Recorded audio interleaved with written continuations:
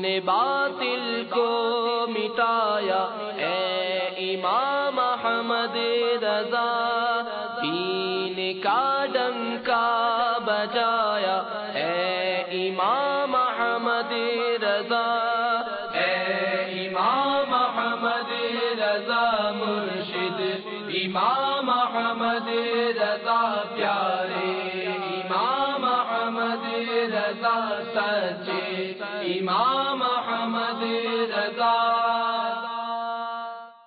الحمدللہ رب العالمین والصلاة والسلام علی سید المرسلین، اما بعد فاعوذ باللہ من الشیطان الرجیم، بسم اللہ الرحمن الرحیم۔ الصلاة والسلام علیک یا رسول اللہ وعلی آلک واصحابک یا حبیب اللہ، الصلاة والسلام علیک یا نبی اللہ وعلی آلک واصحابک یا نور اللہ۔ میرے شیخ طریقت، امیر اہل سنت، آفتاب قادریت، مہتاب رضویت، مؤلف فیضان سنت، صاحب خوف و خشیت، عاشق اعلیٰ حضرت، بانی دعوت اسلامی حضرت علامہ مولانا محمد الیاس صاحب عطار قادری رضوی ضیائی دامت برکاتہم العالیہ اپنے رسالے قضا نمازوں کا طریقہ حنفی، اس میں اس کی ابتدا میں درود پاک کی یہ فضیلت تحریر فرماتے ہیں کہ دو جہاں کے سلطان سرور ذیشان محبوب رحمان عز و جل و صلی اللہ تعالی علیہ وآلہ وسلم کا فرمان مغفرت نشان ہے، مجھ پر درود پاک پڑھنا پل صراط پر نور ہے، جو روز جمعہ مجھ پر 80 بار درود پاک پڑھے اس کے 80 سال کے گناہ معاف ہو جائیں گے۔ صلو علی الحبیب صلی اللہ تعالی علی محمد صلی اللہ علیہ وسلم۔ میٹھے اسلامی بھائیوں اور مدنی چینل کے ناظرین، اعلیٰ حضرت رحمۃ اللہ تعالی علیہ ایک عالم دین، ایک مفتی، ایک محدث، ایک مفسر، ایک سائنسدان ہونے کے ساتھ ساتھ معاشیات کے بھی بہت بڑے ماہر تھے۔ جی ہاں، ہی واز این اکنامسٹ۔ تو اعلیٰ حضرت رحمۃ اللہ تعالی علیہ کے حوالے سے بھی ہم بات سنیں گے، اور اسلام اور معاشیات کا آپس میں کیا تعلق ہے یہ بھی سنیں گے۔ آج ہمارے ساتھ شامل سلسلہ ہمارے مفتی صاحب موجود ہیں الحمدللہ، تو ہم ان سے بات شروع کرتے ہیں۔ السلام علیکم ورحمۃ اللہ وبرکاتہ۔ وعلیکم السلام حضور، آپ کو ہمارے سلسلے میں مرحبا کہتے ہیں۔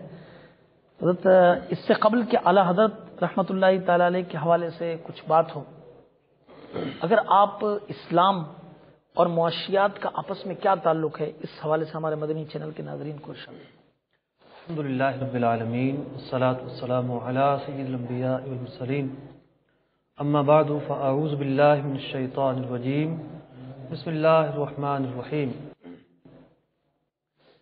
دیکھیے، دین اسلام کی جو تعلیمات ہیں وہ زندگی کے تمام ہی شعبہ جات سے محیط ہیں۔ اللہ رب العزت نے ارشاد فرمایا، ادخلوا فی السلم کافہ، اسلام میں پورے داخل ہو جاؤ۔ اب انسان جس بھی شعبہ زندگی سے تعلق رکھتا ہو، تاجر ہو یا ملازم ہو، وہ باپ ہو یا افسر ہو یا اولاد ہو، کوئی بھی شعبہ ہو، اسلام کی تعلیمات تمام کو محیط ہیں، تمام کو شامل ہیں۔ ہر فیلڈ کے حوالے سے دین اسلام ہمیں تعلیمات فراہم کرتا ہے، اور ان تعلیمات کا جو مجموعہ ہے، یعنی اسلامی تعلیمات قرآن و حدیث پر مشتمل ہے، پھر قرآن و حدیث کے اجمال کو دور کر کے ان سے مسائل اخذ کر کے جو مجموعہ سامنے آتا ہے وہ فقہ اسلامی ہے۔ فقہ اسلامی کے مختلف پہلو ہیں، مثلا عبادات، مناقحات، معاملات، عقوبات، یعنی بعض چیزیں وہ ہیں، مثلا روزانہ 5 نمازیں پڑھتے ہیں، اس کے ساتھ ساتھ کاروبار بھی کرتے ہیں، اپنے روزگار سے بھی وابستہ ہیں، نکاح و طلاق سے بھی وابستہ ہیں، آپس کے جھگڑے ہو جائیں تو فیصلے بھی ہوتے ہیں۔ زندگی کے تمام شعبہ جات میں ہمیں اسلام کی رہنمائی ملتی ہے اور موجود ہے۔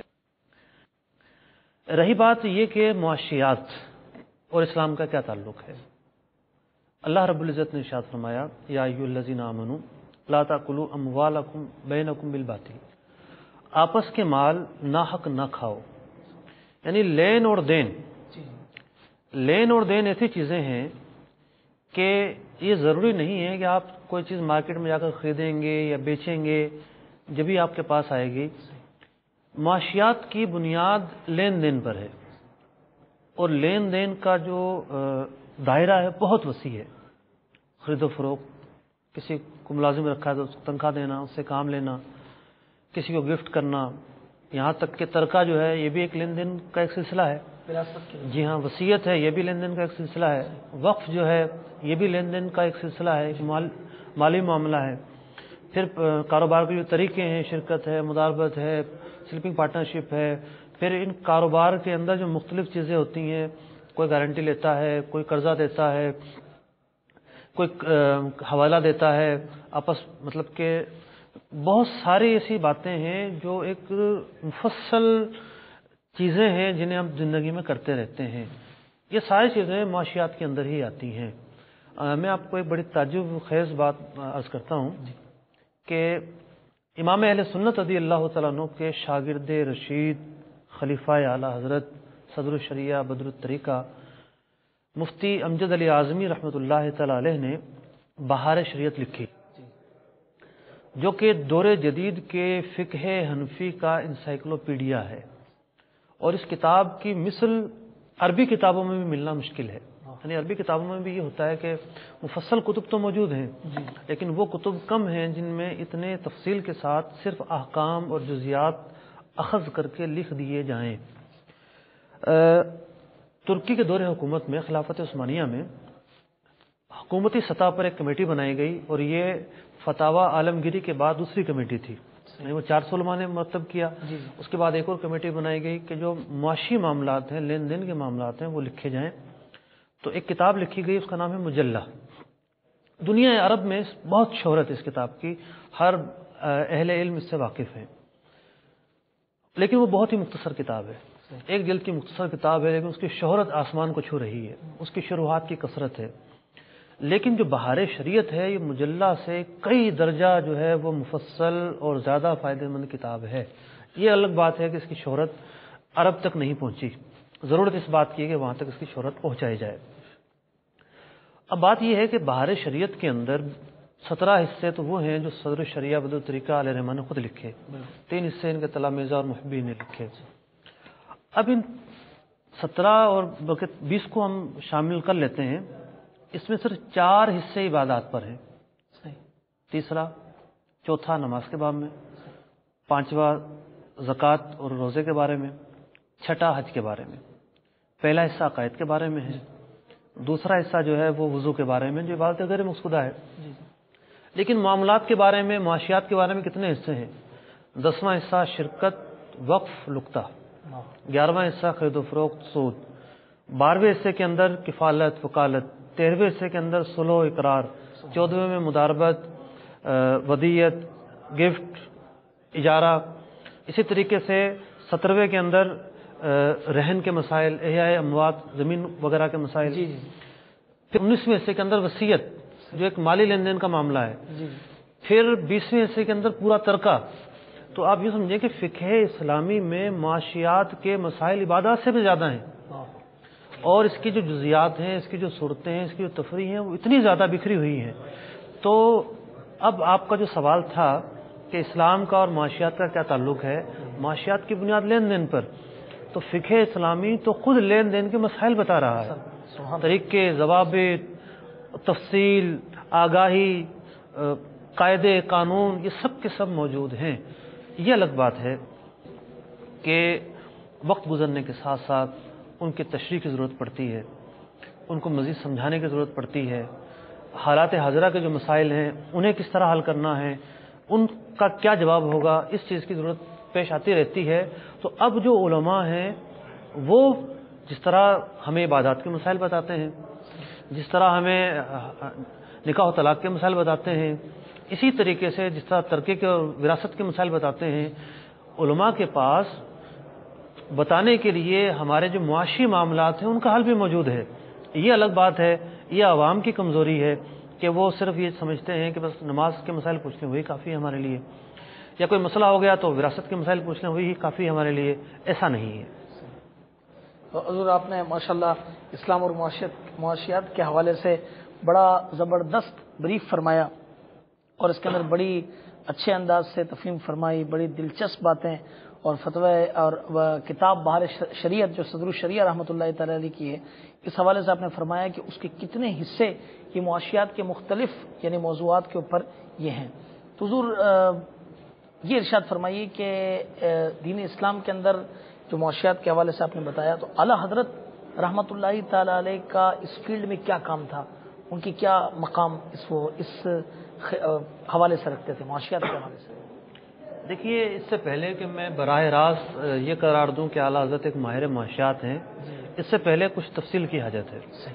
وہ یہ ہے کہ جب آپ نے یہ دیکھا کہ اعلیٰ حضرت ایک فقیہ ہے، وہ مفسر بھی ہیں، محدث بھی ہیں، علم کلام میں بھی مہارت رکھتے ہیں، بہت سارے جہتیں ہیں، لیکن جو جہت سب سے زیادہ نمایاں ہے اعلیٰ حضرت کی وہ ہے فقاہت. وہ ایک فقیہ ہیں، اور فقیہ کا کام کیا ہوتا ہے کہ زندگی کے تمام شعبہ جات میں مسلمانوں کی رہنمائی کرنا. اور یہی وجہ تھی کہ آپ نے تدریس بھی چھوڑی اور صرف فتاوی نویسی سے وابستہ ہو گئے. دنیا کے کسی بھی خطے سے کیسے بھی مسائل آئے، آپ نے ان کا جواب لکھا، بیماری کی حالت میں لکھا، پریشانی کی حالت میں لکھا، سفر کی حالت میں لکھا. ایک مرتبہ آپ سفر میں تھے تو لکھتے ہیں کہ اتنے ماہ سے میں یہاں مقیم ہوں اور کتابیں بھی نہیں ہیں، لیکن آپ نے سوال بھیجا تو میں لکھ رہا ہوں. تو کہنے کا مطلب یہ ہے کہ اعلیٰ حضرت امام اہل سنت رضی اللہ تعالیٰ عنہ بنیادی طور پر ایک فقیہ ہیں.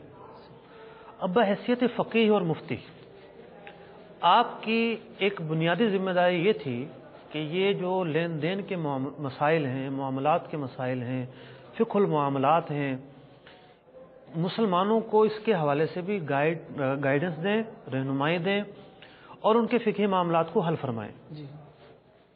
یہ سمجھیے کہ علماء کی ضرورت اس لیے مطلب کہ محسوس کی جاتی ہے کہ لوگ ان کے پاس آتے ہیں اور وہ ان کو لوگوں کے مسائل کا حل پیش کرتے ہیں. تو یہ ہے اس کی بنیاد. اب معاملہ یہ ہے کہ اس رہنمائی فراہم کرنے میں بہت زیادہ دقتوں کا سامنا کرنا پڑتا ہے، اس لیے کہ امام اہل سنت رضی اللہ تعالیٰ عنہ کو جو زمانہ ہے، یہ سمجھیے کہ ترقی کا آغاز ہے. ٹیلی گراف آ چکا تھا، جہاز غالباً اس وقت تک نہیں آیا تھا، لیکن بحری جہازوں کے ذریعے تجارت بہت عام تھی، اور ایسٹ انڈیا کمپنی ہند پر قابض تھی، وہ تجارت کے نام پر ہی قابض تھی. تجارت بڑے ہی مطلب کہ زور و شور کے ساتھ ہو رہی تھی، اور جو معیشت ہے وہ ترقی کی طرف جا رہی تھی. اگرچہ کہ امام اہل سنت رضی اللہ تعالیٰ عنہ کی جو ابتدائی زندگی تھی 1930 تک کے جو معاملات ہیں اس میں تو حالت جو ہے بہت کمزور تھی، معیشت کی پوری دنیا کی کمزور تھی. دوسری جب جنگ عظیم ہوئی ہے، لیکن اس کے بعد تیزی سے جا رہی تھی. اب معاملہ یہ ہے کہ جب نئے کاروبار کے طریقے آتے ہیں، نئی صورتیں رائج ہوتی ہیں، نئی کمپنیاں بنتی ہیں، نئے سسٹم آتے ہیں. یہ اسٹاک ایکسچینج جو ہے اس دور میں بھی تھا، یہ انشورنس اس دور میں بھی تھا، اور یہ جو ملٹی لیول مارکیٹنگ ہے یہ اس دور میں بھی تھی. بلکہ یوں کہیے کہ اس دور میں آئی تھی. بلکہ سب سے بڑا جو معاملہ اور جس نے بہت زیادہ ہلچل مچائی علمی حلقوں میں، وہ نوٹ کی ایجاد تھی. پہلے چاندی اور سونے کے سکے چلا کرتے تھے، تانبے کے سکے چلا کرتے تھے، نوٹ نیا ایجاد ہوا تھا. تو اس پس منظر میں یہ سمجھانے کی کوشش کر رہا ہوں کہ امام اہل سنت رضی اللہ تعالیٰ عنہ کے دور میں جو دینی مسائل تھے وہ بالکل یکسر نئے مسائل سامنے آ رہے تھے. تو ایک فقیہ کی بنیادی ذمہ داری یہ ہوتی ہے کہ وہ اپنے عصر حاضر کے مسائل کو سامنے رکھتے ہوئے ان پر شرعی تجزیہ کرے. علماء کی یہ ذمہ داری نہیں ہے کہ وہ حل دیں گے ان کو. اولین ذمہ داری ہے شرعی تجزیہ کرنا کہ یہ جو صورت لوگ کر رہے ہیں یہ حلال ہے یا حرام ہے. یہ بنیادی ذمہ داری ہے کہ جناب یہ حلال ہے اور یہ حرام ہے. اب لوگوں کی یہ ذمہ داری بنتی ہے کہ وہ حلال کے راستے تلاش کریں اور پھر علماء سے رہنمائی لیں. یہ تو ہے بنیادی ذمہ داری. لیکن امام اہل سنت رضی اللہ تعالیٰ عنہ صرف اس بنیادی ذمہ داری تک محدود نہیں تھے، بلکہ آپ نے لوگوں کے مسائل کا حل بھی پیش کیا. آپ نے ان کی دینی دقتیں بھی دور کی. تو میں یہ عرض کر رہا تھا جس طریقے سے ایک تو ہوتا ہے فزکس کیمسٹری کے پڑھانے والا استاد، اس کی ذمہ داری یہ ہوتی ہے کہ وہ جو ڈیفینیشنز ہیں، جو اصطلاحات ہیں، وہ طلباء کو سمجھا دے. تو اس استاد کو سائنسدان نہیں کہتے. تو تو اسی طریقے سے صرف لوگوں کے مسائل حل کر دینا اور جواب دینا، فتاویٰ دے دینا، اس وجہ سے آپ کو ماہر معاشیات نہیں کہیں گے. یہ تو آپ کی بنیادی ذمہ داری تھی. پھر اس بنیادی ذمہ داری میں جو جتنا زیادہ مدلل کلام کرتا ہے، زیادہ حل پیش کرتا ہے، وہ افقہ کہلاتا ہے، بڑا فقیہ کہلاتا ہے، بڑا مفتی کہلاتا ہے. اعلیٰ حضرت امام اہل سنت رضی اللہ تعالیٰ عنہ میں یہ صلاحیتیں تو اعلیٰ درجے کی موجود تھیں، لیکن آپ کی زندگی کا وہ کیا پہلو ہے کہ ہم انہیں نہ صرف ایک عظیم فقیہ مانتے ہیں، ایک عظیم مفتی مانتے ہیں، ساتھ ساتھ ان کی شناخت ایک ماہر معاشیات کے طور پر بھی ہے. وہ ایک جدا گانا باتیں ہیں. جس طرح ایک فزکس پڑھانے والا سائنسدان نہیں کہلاتا. سائنسدان اس کو کہتے ہیں جو بالکل ایک الگ ہو، تھیوری پیش کرے، نئے نئے آئیڈیاز پیش کرے اور کچھ خدمت کرے اپنے فیلڈ کے اندر، جب جا کے اسے سائنسدان کہا جاتا ہے. تو امام اہل سنت رضی اللہ تعالیٰ عنہ کی یہ دو حیثیتیں ہیں اس شعبے کے اندر. ایک تو یہ کہ انہوں نے بنیادی چیزوں کے بارے میں جوابات دیے، شرعی تجزیہ کیا، حرام کو حرام کہا، حلال کو حلال کہا. اور یہ اعلیٰ درجے کی فقاہت ہوتی ہے، ہر آدمی نہیں کر سکتا. ہر زمانے کے اندر لوگ بہک جاتے ہیں، اور بہکنے کی وجہ ہوتی ہے عقل کی کمزوری، علم کی کمزوری. جیسا کہ بعض لوگوں نے جب نوٹ ایجاد ہوا اس کی حیثیت ماننے سے انکار کر دیا. جب منی آرڈر کا سسٹم رائج ہوا، نیا منی آرڈر آیا، لوگ اس کے ذریعے پیسے بھیجنے لگے، تو بعض لوگوں نے اسے سودی کام قرار دے دیا. اسی طریقے سے بڑے ہی عجیب و غریب فتاویٰ اس زمانے میں سامنے آتے تھے، اور لکھے گئے مقالات لکھے گئے ہیں.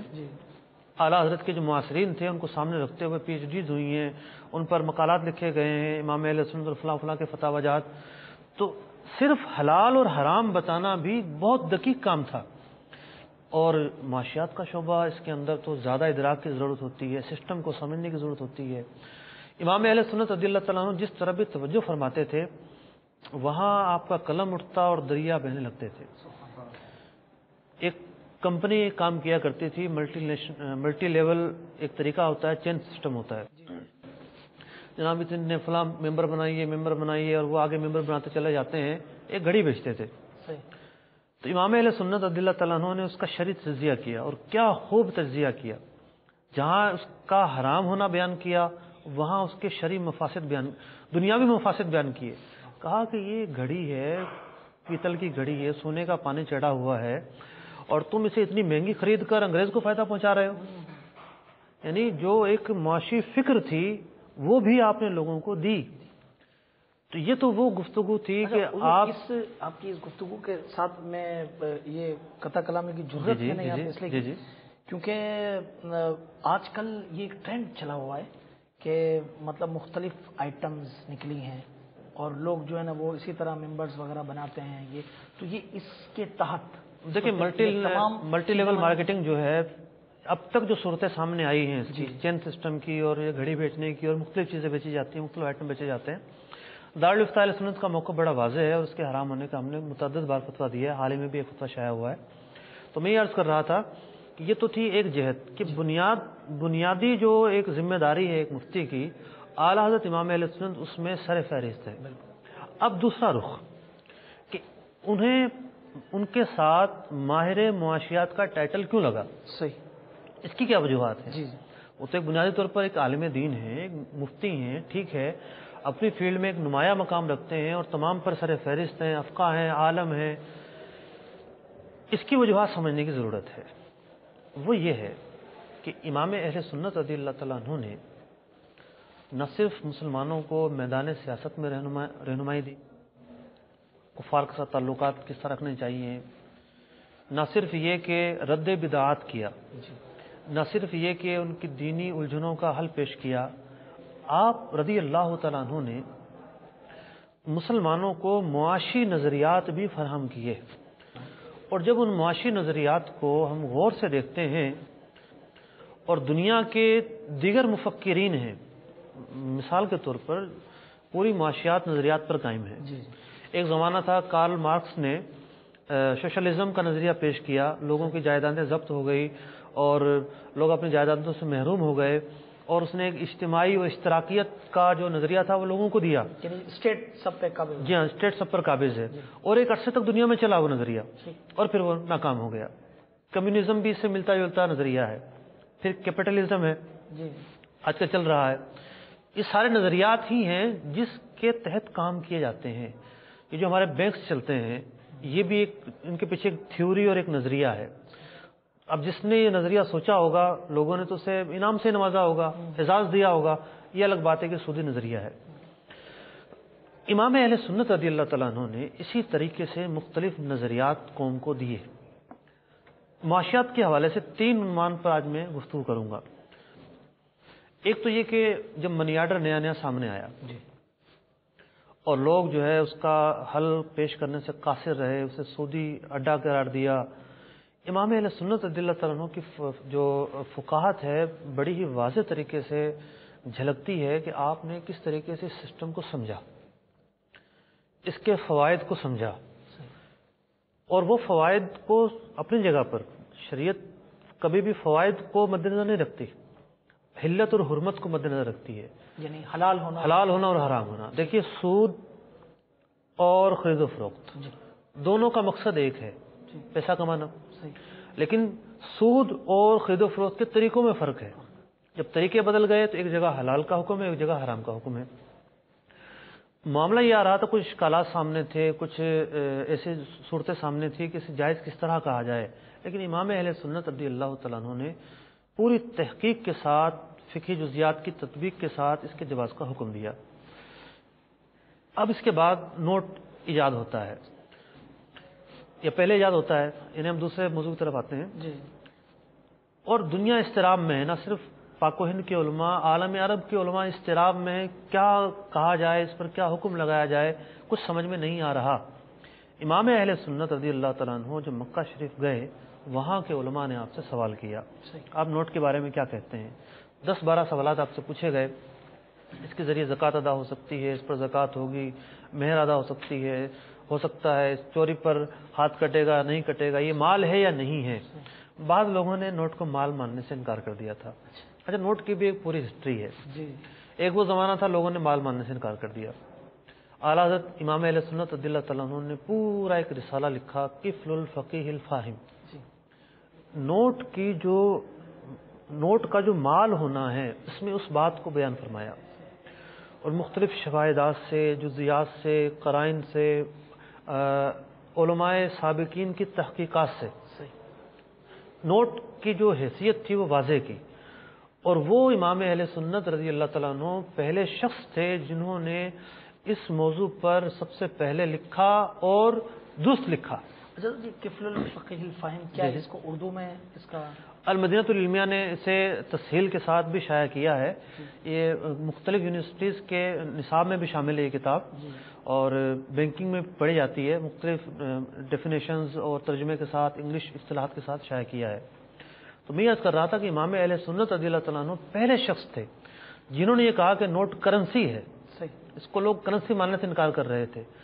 اس کے بعد 50 سال بعد جدہ فکر اکیڈمی نے یہ فیصلہ کیا. پاکستان میں مختلف لوگوں نے یہ فیصلے کیے, اور اس کے بعد اس کی حیثیت شرعی طور پر مسلم مختلف لوگوں نے کی, مختلف حلقوں نے کی. جو امام اہل سنت رضی اللہ تعالیٰ عنہ سے اتفاق کرتے تھے انہوں نے اسی دن کر لی تھی جب آپ نے یہ کتاب لکھ دی تھی. تو اب آپ دیکھیے کہ ایک چیز کا کرنسی ہونا, یہ کرنسی ہو سکتی ہے یا نہیں ہو سکتی, اس کا اثر کتنا وسیع ہے. دنیا کے تمام تر معاملات لین دین کے کرنسی پر منحصر ہیں. اب تو ہے ہی اسی کی دور. اگر اس کو کرنسی نہ مانا جائے تو کتنا ڈفرینس آ جاتا ہے. تو امام اہل سنت پہلے شخص تھے جنہوں نے کہا کہ شرعی طور پر یہ کرنسی ہے. جو سونے چاندی کے احکام تھے جزوی طور پر ثابت ہوتے ہیں, جزوی طور پر ثابت نہیں ہوتے. اچھا, بعض نے کرنسی نہیں مانا, بعض نے آ کے اب مانا, اور بعض نے کیا کہا کہ جناب نوٹ اور سونا سوا سوا دونوں برابر ہیں, کوئی حکم نہیں ہے, کوئی فرق نہیں ہے, اور سونے کو نوٹ کے بدلے ادھار نہیں لے سکتے آپ. اچھا, یہ بھی عجیب و غریب فتاوا اب تک دیے جاتے ہیں, حالانکہ یہ بداہتاً باطل ہے. سونا نوٹ کاغذ ہے اور گولڈ جو ہے وہ سونا ہے, دونوں کی جنسیں الگ ہیں. ان کی ادھار خرید و فروخت ہو سکتی ہے جبکہ قبضہ کر لیا جائے. تو یہ آپ کے فقاہت کا اور علم معاشیات کے میدان میں, آپ معاشیات کیا ہے, وہاں آپ کو اپنا اکاؤنٹنگ ملے گی, آپ کو مختلف مارکیٹنگ کے طریقے ملیں گے, مختلف چیزیں ملیں گی. لیکن کرنسی سب سے بنیادی چیز ہے. کریڈٹ کے معاملات, اپنا جو قیمت ہوتی ہے نوٹ کی، اس کے معاملات، زمانے کے گزرنے سے یہ اثرات پڑیں گے، یہ معاملات، یعنی پوری کی پوری معیشت جو ہے نوٹ کے گرد گھومتی ہے، اور امام اہل سنت رضی اللہ تعالیٰ عنہ نے اس وقت اس کا شرعی حل پیش کیا۔ دوسری جو آپ کی کاوش ہے، جس نے آپ کو بطور ماہر معاشیات متعارف کروایا اور دنیا یہ کہنے پر مجبور ہوئی کہ واقعی امام اہل سنت رضی اللہ تعالیٰ عنہ ایک عام مفتی نہیں، ایک عام عالم نہیں، بلکہ معاشیات کے میدان میں بہت گہرا ادراک رکھتے ہیں، وہ یہ تھا کہ اعلیٰ حضرت امام اہل سنت رضی اللہ تعالیٰ عنہ کے ایک مرید تھے منشی لال خان۔ کئی موقع پر امام اہل سنت رضی اللہ تعالیٰ عنہ ان کا ذکر کیا، صاحب ثروت آدمی تھے یہ، اور امام اہل سنت کی خدمت میں رہا کرتے تھے، درد دل رکھنے والے تھے۔ ایک مرتبہ ایک اخبار چھپتا تھا المؤید، تو اس کے کچھ کاپیاں لے کر امام اہل سنت کی بارگاہ میں حاضر ہوئے اور فرمایا کہ یہ دیکھیے آپ ترکوں پر کیسے مظالم ہو رہے ہیں، یعنی خلافت عثمانیہ ٹوٹ رہی تھی۔ یعنی امام اہل سنت کی جو زندگی کا ایک پس منظر ہے، تاریخی طور پر بھی بڑا ہی قابل وضاحت ہے۔ ہندوستان بکھرا ہوا تھا، خلافت عثمانیہ ٹوٹ رہی تھی، مسلمان ابتری کا شکار تھے۔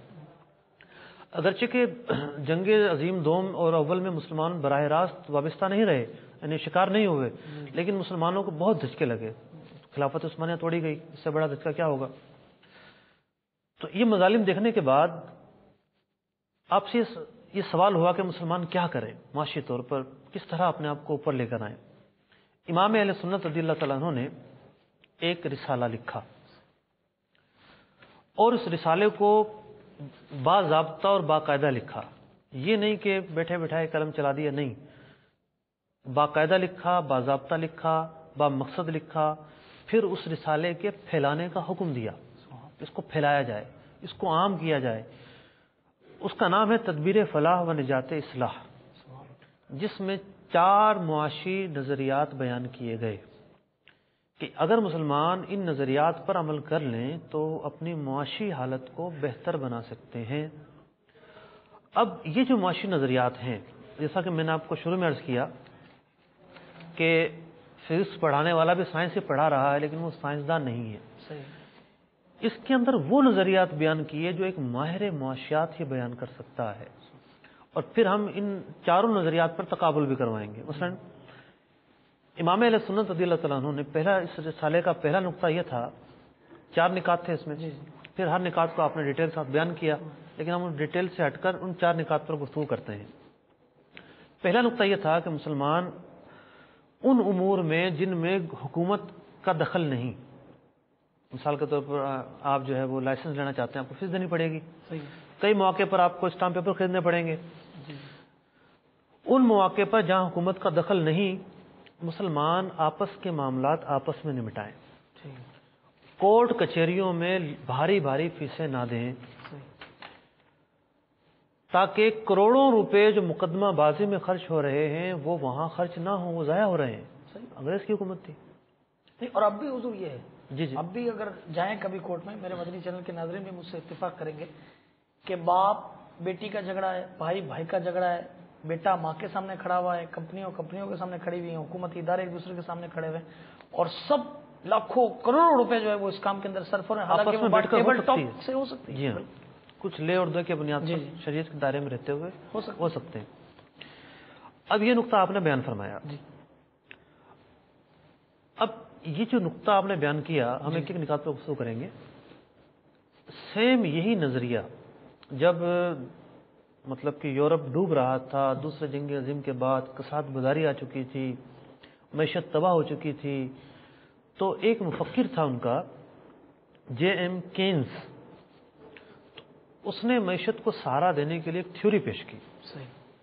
ڈاکٹر رفیع اللہ صاحب نے ایک مقالہ لکھا ہے امام اہل سنت کے معاشی نظریات کے حوالے سے، انہوں نے یہ چیزیں بیان کی۔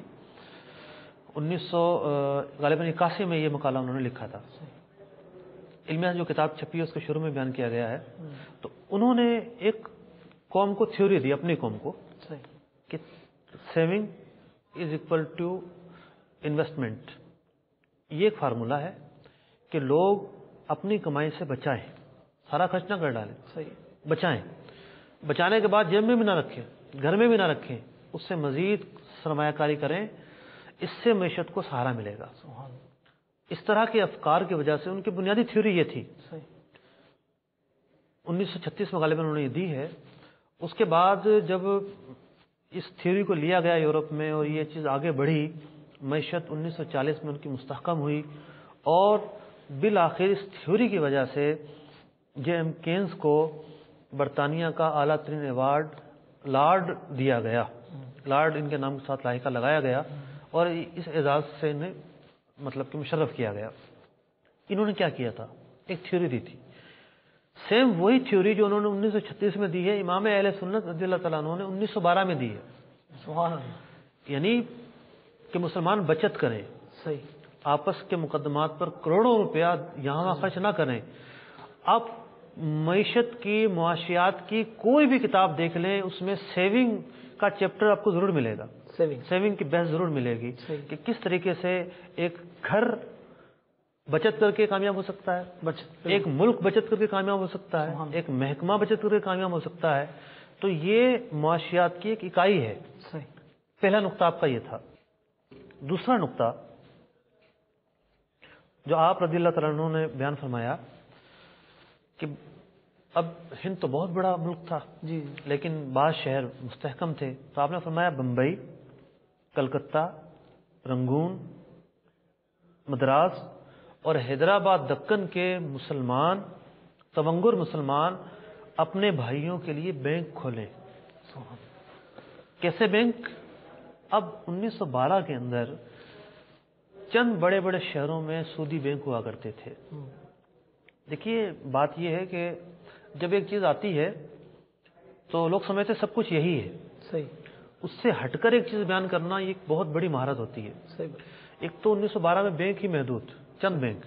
پھر دوسری بات یہ کہ امام اہل سنت نے کسی سودی بینک کی ترغیب تھوڑی دی ہے، آپ نے پھر تشریح کی کہ بینک کھولیں، ایسے ادارے بنائے جائیں جہاں مسلمانوں کو بلا نفع کے قرضہ دیا جائے، اور وہ چھوٹے چھوٹے گھرانے مختلف کام کریں، انڈسٹریاں لگائیں، ہوم انڈسٹریاں لگائیں، کاروبار کریں، پھر اس قرضے کی وصولی کا ایک نظام ہو جائز طریقے سے۔ بنگلہ دیش میں کچھ 4-5 سال پہلے ایک شخص نے سیم یہی تھیوری پیش کی، لیکن اس کی تھیوری میں سودی عنصر موجود تھا کہ مائکرو فائنانس بینکنگ شروع کی جاتی ہے، لوگوں کو قرضہ دیا جاتا ہے۔ وہ گلی گلی گیا، محلے محلے گیا، اس نے لوگوں کو چھوٹے چھوٹے پیمانے پر قرضے دیے، اور اس نے ایک نیا سسٹم متعارف کروایا۔ اگرچہ وہ سودی تھا، ہم اس کی مذمت کرتے ہیں، لیکن اس سسٹم کو دنیا میں اتنا پسند کیا گیا، اس کی کامیابی کو اتنا سراہا گیا کہ اسے نوبل انعام دیا گیا۔ کب؟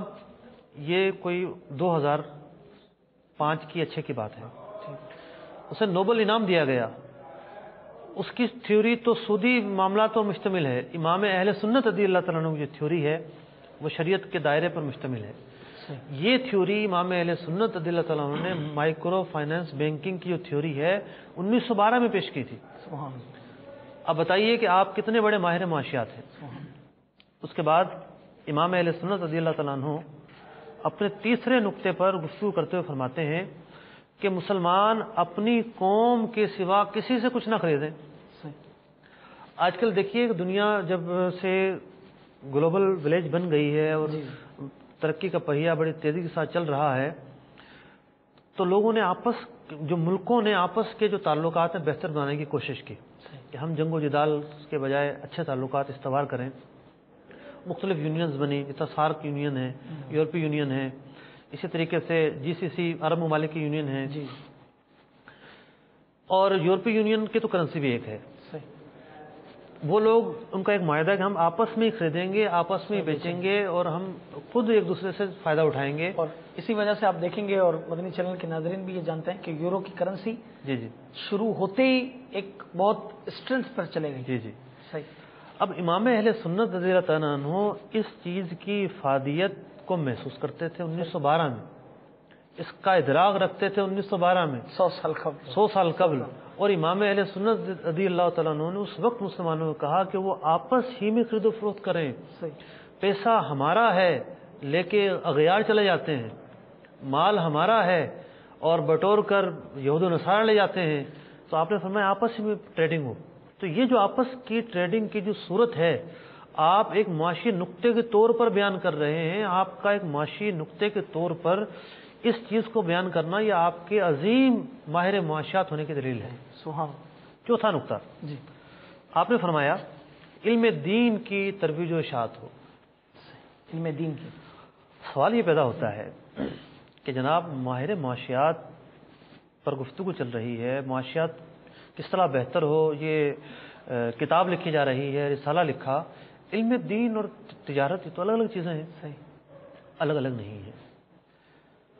آپ نے تھوڑی دیر پہلے ذکر کیا کہ بھائی بھائی لڑ رہا ہے، جی کمپنیز لڑ رہی ہیں، کروڑوں روپے مقدمات پر صرف ہو رہے ہیں۔ اگر علم دین ہوتا تو خوف خدا دل میں ہوتا۔ بالکل، خوف خدا دل میں آ جائے تو اگر ایک فیکٹری کے اندر لیبر کام کرتے ہیں 1000، صحیح، وہ کٹنگ صحیح نہیں کرتے، لیٹ آتے ہیں، غلط حاضریاں لگاتے ہیں، پیکنگ صحیح نہیں کرتے، دیانت کا مظاہرہ نہیں کرتے، اس کی وجہ سے اس فیکٹری کو کروڑوں روپے کا نقصان ہوتا ہے۔ بالکل، اگر وہ ایکٹیو ہو جائیں، وقت پر آئیں، دیانت داری کا مظاہرہ کریں، جو کام کیا گیا وہ کام صحیح کریں، ویسٹیج کا خیال کریں کہ یہ اسراف ہے، دینی سوچ انہیں مل جائے تو وہ کروڑوں روپے کا نقصان بچایا جا سکتا ہے۔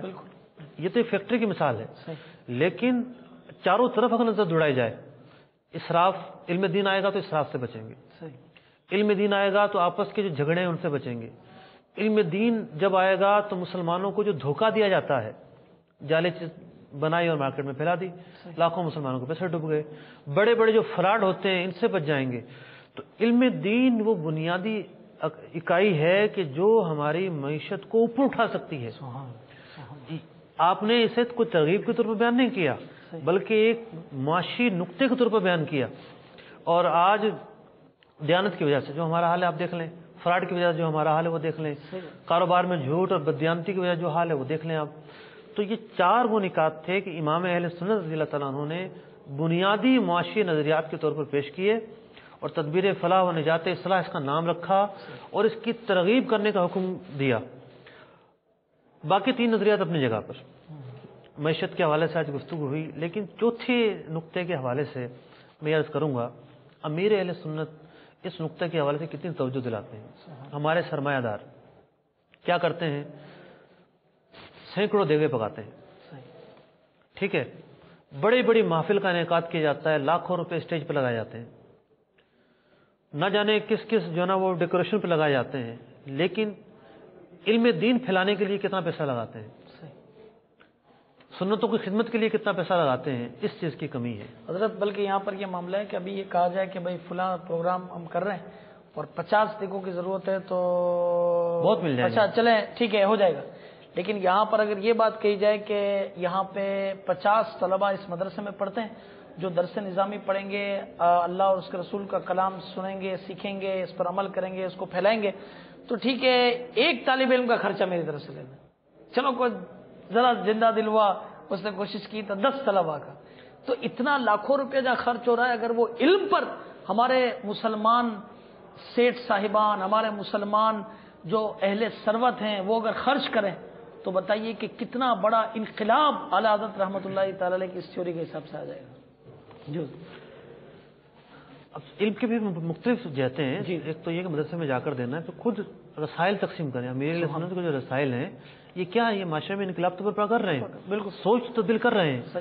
یہ جو نقطہ ہے یہ دعوت اسلامی پھیلا رہی ہے، الحمدللہ سرمایہ داروں کے ذریعے پھیلا رہی ہے، عام لوگوں کے ذریعے پھیلا رہی ہے، جتنے بھی وابستگان ہیں، محبین ہیں، وہ عام کر رہے ہیں، اور آپ دیکھ لیں سوچ تبدیل ہو رہی ہے۔ جب سوچ تبدیل ہو رہی ہے تو نکھار آ رہا ہے، بہتری آ رہی ہے۔ اب لوگوں کو فکر ہوئی ہے کہ نہیں یار کاروبار بھی بہتر کرنے کی چیز ہے۔ پہلے یہ سمجھتے تھے نہیں جی عبادات ہی سب کچھ ہے۔ کتنے ایسے لوگ ہیں ان کی پیشانیوں پر آپ کو سجدوں کے داغ ملیں گے، لیکن سودی کام کرتے ہوں گے، حرام کماتے ہوں گے، کوئی انہیں حلال و حرام کی فکر نہیں ہے۔ تو معاشی ترقی کے لیے نیچے سے اٹھنا ہوگا، یہ نہیں ہے کہ ہم اوپری سطح پر پلان بنا لیں کہ دو ممالک اس طرح ٹریڈنگ کریں گے، نہیں، نیچے سے اٹھا جائے گا. پہلے اپنا کام صحیح کرنا ہے، پھر معاشرے کا کام صحیح کرنا ہے، پھر محلے کا کام صحیح کرنا ہے، پورے ملک کو مطلب کہ ایک اچھا پیغام دینا ہے، اچھی تجارت کرنی ہے. تو امام اہل سنت رضی اللہ تعالیٰ عنہ نے اس حوالے سے یہ خدمات انجام دی ہے. سبحان اللہ سبحان اللہ سبحان اللہ. میٹھے میٹھے اسلامی بھائیوں اور مدنی چینل کے ناظرین، آپ نے سماعت فرمایا کہ ہمارے مفتی صاحب نے کتنے زبردست انداز میں، تو ایک ہی سوال میں نے حضرت سے پوچھا اور کتنے زبردست انداز میں آپ نے بتایا کہ اسلام اور معاشیات کا کیا معاملہ ہے، اور اعلیٰ حضرت رحمۃ اللہ تعالی علیہ کی اس حوالے سے کیا زبردست مہارت تھی. اللہ کرے کہ ہم اسے نافذ کرنے میں کامیاب ہو جائیں. میٹھے میٹھے اسلامی بھائیوں اور مدنی چینل کے ناظرین، اپنے سلسلے کا اختتام اس کتاب کے تعارف سے کرتا ہوں، اور اس کتاب کا نام ہے سود اور اس کا علاج. سود اور اس کا علاج، سود اور اس کا علاج. یہ دعوت اسلامی کی مرکزی مجلس شورا کی پیشکش ہے اور اسے مکتبۃ المدینہ نے شائع کیا ہے. میں آپ سب سے درخواست کرتا ہوں اس کتاب کو حاصل کیجیے اور اس کتاب کو ایک ایک تاجر تک پہنچائیے. جی ہاں، جو اہل ثروت ہیں وہ مکتبۃ المدینہ پہ آئیے، آرڈر دیجیے، 2500 لے جائیے. جی ہاں 2500 لے جائیے. جس سے بن پڑے چلیے وہ 2500 روپے کی لے جائے، جس سے ہو سکے وہ 25 لے جائے، تاکہ یہ گھر گھر پھیلے، ایک ایک تاجر کے پاس یہ پھیلے. اس قدر سودی معاملات ہو چکے ہیں کہ الامان والحفیظ، بڑے بڑے لوگ جو ہے وہ ان کے اندر گر چکے ہیں. اللہ تعالیٰ سب کو نجات عطا فرمائے. اور جو اعلیٰ حضرت رحمۃ اللہ تعالی علیہ کے 4 اصول و ضوابط ہمارے مفتی صاحب نے بیان کیے، اللہ کرے کہ سب کے سب اس پر عمل پیرا ہو جائیں. مدنی چینل دیکھتے رہیے، اس کی برکتیں حاصل کیجیے. صلو علی الحبیب صلی اللہ تعالی علی محمد صلی اللہ علیہ وسلم. تو نے باطل کو مٹایا اے امام احمد رضا، دین کا ڈنکا بجایا اے امام احمد رضا. اے امام احمد رضا مرشد، امام احمد رضا پیارے، امام احمد رضا سچے، امام احمد رضا